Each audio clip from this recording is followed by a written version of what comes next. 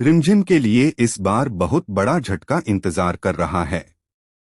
उसे पता चलता है कि घर में पुलिस पहुंच चुकी है और वह समीर को गिरफ्तार करने आई है।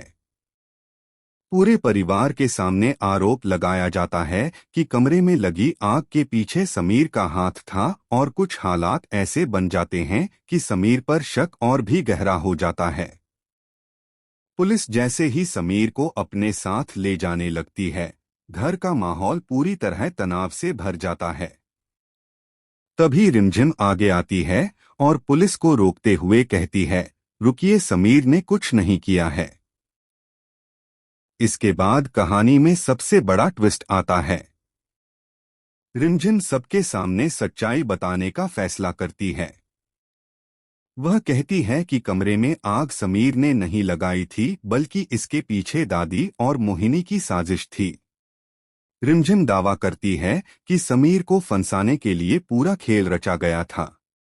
यह सुनते ही घर वाले और पुलिस दोनों हैरान रह जाते हैं। समीर भी रिमझिम की तरफ देखकर चौंक जाता है, क्योंकि अब पहली बार कोई उसके लिए खुलकर खड़ा हुआ है। रुक जाइए! पूरे महल में अचानक गूंजती हुई उस आवाज ने सबको हैरान कर दिया। सबकी निगाहें समीर पर टिक गई थी। माहौल ऐसा था जैसे अगले ही पल कोई बड़ा सच सामने आने वाला हो। रिमझिम की सांसें तेज थी।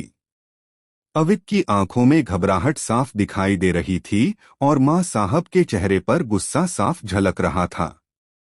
किसी को समझ नहीं आ रहा था कि आखिर समीर ऐसा क्या कहने वाले हैं। तभी समीर आगे बढ़े और सबकी तरफ देखते हुए बोले, उस कमरे में आग किसने लगाई थी? आज मैं सबको सच बताने वाला हूं। अगर किसी को गिरफ्तार करना है तो मुझे कर लीजिए, क्योंकि वो आग लगाने वाला कोई और नहीं बल्कि मैं हूं। यह सुनते ही पूरा महल जैसे स्तब्ध रह गया। किसी को अपने कानों पर यकीन नहीं हो रहा था। रिमझिम ने हैरानी से समीर को देखा।